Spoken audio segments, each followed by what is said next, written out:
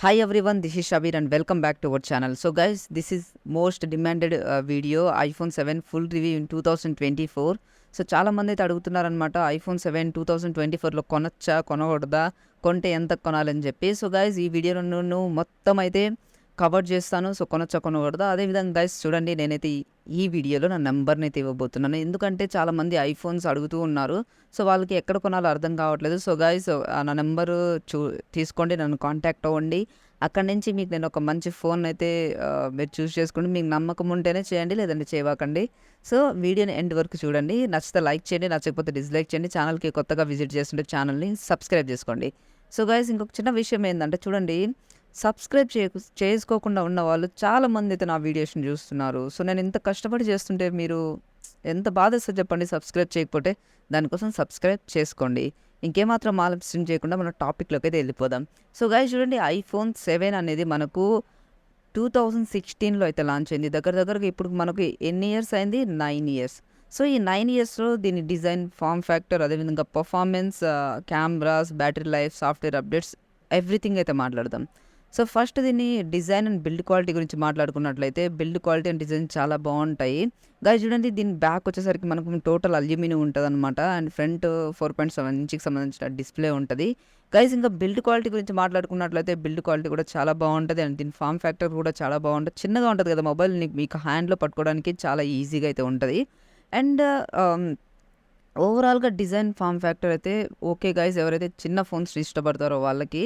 So guys దాని తర్వాత display గురించి మాట్లాడుకోవాలి. దీంట్లో వచ్చేసరికి మనకు 4.7 ఇంచ్కి సంబంధించిన ఐపీఎస్ రెటినా ఎల్సిడి ప్యానల్ అయితే ఉంటుంది. సో కలర్స్ కూడా అవన్నీ చాలా బాగా కనిపిస్తాయి. బట్ ఇక్కడ ప్రాబ్లం ఏంటంటే బెజల్స్ అనేటివి చాలా ఎక్కువ ఉంటాయి గైస్. మీరు చూస్తున్నప్పుడు కొంచెం ఇరిటేటింగ్గా అయితే ఫీల్ అవుతారు. బట్ డిస్ప్లే క్వాలిటీ కూడా చాలా బాగుంటుంది. ఇది మీరు గుర్తుపెట్టుకోవాలి, మీకు బెజల్స్ మ్యాటర్ కాకపోతే. ఎందుకంటే చూడండి గైస్, 2024లో మనకు మంచి ఫోన్స్ వచ్చేస్తాయి ఆండ్రాయిడ్లో కూడా. అంటే పైన బెజల్లెస్ డిస్ప్లేస్తో చాలా తక్కువ ప్రైజెస్లో కూడా మనకు ఆండ్రాయిడ్ ఫోన్స్ అయితే దొరుకుతున్నాయి. బట్ ఆండ్రాయిడే, ఐఫోనే, ఓకేనా. సో దాని తర్వాత దీని పర్ఫార్మెన్స్ గురించి మాట్లాడుకోవాలి. దీంట్లో వచ్చేసరికి మనకు యాపిల్ A10 ఫ్యూజన్ చిప్ అయితే ఉంటుంది. అండ్ దీంట్లో 2GB ర్యామ్ అయితే ఉంటుంది. గైస్ చూడండి, చాలామందికి ఇది డౌట్ ఉంటుంది అనమాట, 2024లో 2GB RAM, oh my god అని ఫీల్ అవుతుంటారు. బట్ గైస్ 2024లో కూడా 2GB ర్యామ్ ఉన్నా కూడా ఇది చాలా బాగుంటుంది అనమాట పర్ఫార్మెన్స్. ఎందుకంటే దీని హార్డ్వేర్ అండ్ సాఫ్ట్వేర్ వీళ్ళే తయారు చేస్తారు. ఆప్టిమైజేషన్ అనేది ఎక్సలెంట్ ఉంటుంది గైస్. సో దానికోసం మీకు పర్ఫార్మెన్స్లో ఎలాంటి ఇష్యూస్ రాదు. ఎందుకంటే మీరు డైలీ టాస్కింగ్ చేసినా, లేదంటే మల్టీ టాస్కింగ్ చేసినా, మీరు హెవీ గేమ్స్ కాకపోయినా లైట్ వెయిట్ గేమ్స్ ఉన్నాయి కదా, అవి ఆడుకోవచ్చు అనమాట. బట్ గైస్ చూడండి, అవి కూడా ఆడొచ్చు. బట్ హీటింగ్ ఇష్యూ అయితే చాలా ఉంటుంది అనమాట. ఈ ఫోన్లో హీట్ అయితే చాలా అవుతుంది, ఎందుకంటే అల్యూమినియం బాడీ కాబట్టి. అండ్ గైస్ దాని తర్వాత సాఫ్ట్వేర్ అప్డేట్స్ గురించి మాట్లాడుకోవాలి. దీంట్లో వచ్చేసరికి మనకు ఏదైతే iOS 15 ఉందో అది మాత్రమే ఉందన్నమాట. ఇంకా దానిపైన అప్డేట్స్ అయితే మీకు రావు. అండ్ దీంట్లో వచ్చేసరికి చాలామందికి డౌట్ ఉండొచ్చు, ఇది యూపీఐ పేమెంట్స్ పనిచేయదా అని చెప్పి. గైస్ దీంట్లో యూపీఐ పేమెంట్స్ అయితే పనిచేస్తాయి, మీకు ఎలాంటి ప్రాబ్లం అయితే ఉండదన్నమాట.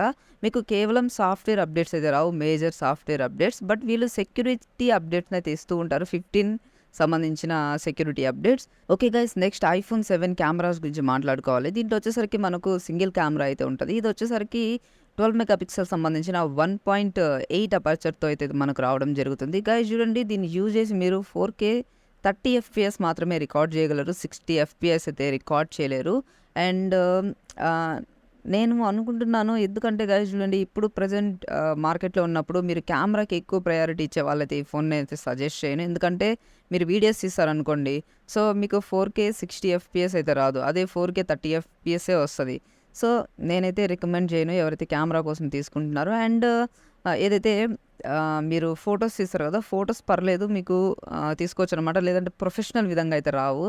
అండ్ ఫ్రంట్ కెమెరా వచ్చేసరికి మనకు 7 మెగాపిక్సెల్ అయితే ఉంటుంది. దీన్ని యూజ్ చేసి మనం 1080p వరకు అయితే రికార్డ్ చేయొచ్చు. సెల్ఫీస్ కూడా అంత క్లారిటీగా అయితే ఉండవు నాకు తెలిసి. మీరు ఫొటోస్ తీసుకోవాలి నార్మల్గా ఏదైనా, సో ఆ ఫొటోస్ని అయితే తీసుకోవచ్చు అనమాట. ఓకే గైస్, దాని తర్వాత వచ్చేసరికి దీంట్లో మనకు IP67 water and dust resistance అయితే ఉంటుంది అనమాట. ఎందుకంటే మీకు దుమ్ము, వాటర్ వల్ల ఇది ఫోన్ అయితే డ్యామేజ్ అవ్వదు.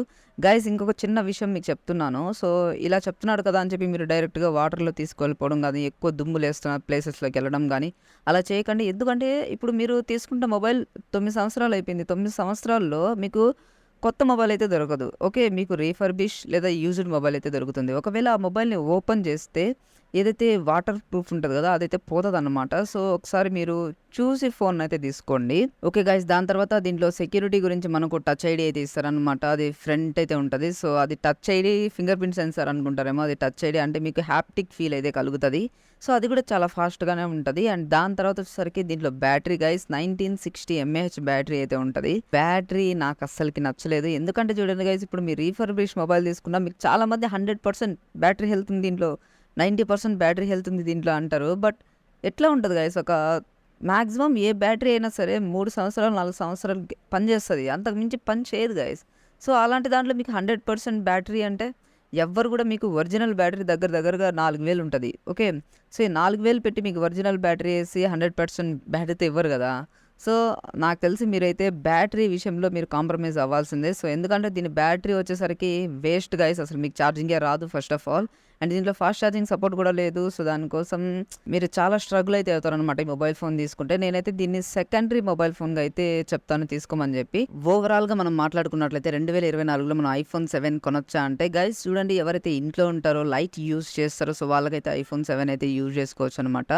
స్టూడెంట్స్ ఉంటారు, అసలు వాళ్ళు తీసుకోకండి. ఎందుకంటే చూడండి గైస్, ఐఫోన్ 7 అనేది మీరు కాలేజ్‌కి తీసుకెళ్ళినప్పుడు అది కేవలం ఎంతసేపు పనిచేస్తదో తెలుసా? ఒక హాఫ్ డే మాత్రమే వస్తది. దాని తర్వాత మీరు ఛార్జ్ చేయాల్సిందే. హాఫ్ డే నువ్వు వాడినా, వాడకపోయినా మీరు హాఫ్ డే వస్తది అంతే. దాని మించి రాదు. అండ్ ఎంతకు కొనాలని చెప్పేది చాలామంది అడుగుతున్నారు. సో, నేను చెక్ చేసినప్పుడు చూడండి గైస్, నాకు క్యాషిఫైలో ఇది ఎంత చూపిస్తుంది తెలుసా? 9000 దాకా చూపిస్తా ఉంది. అండ్ ఓఎల్ఎక్స్‌లో కూడా అంతే ఉంది. బట్ నేను అంతకు రికమెండ్ చేయను. సో, ఒక 7, 6000లో అయితే మీరైతే ఈ ఫోన్‌ని పర్చేస్ చేయొచ్చు. సో, మీకు నా నంబర్ ఇస్తానన్నాను కదా!